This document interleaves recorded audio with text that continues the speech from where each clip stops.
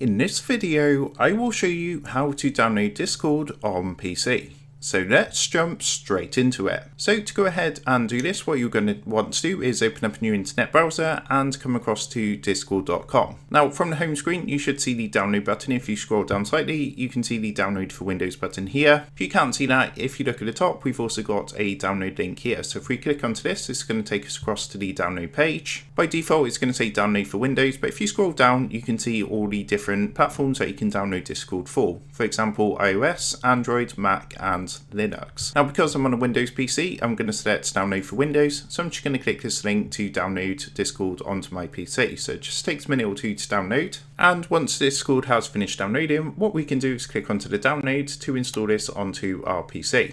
So once this has finished installing, what it's going to do is download any available updates. So again, you just want to give it a minute or two to download, install, and start up onto your PC.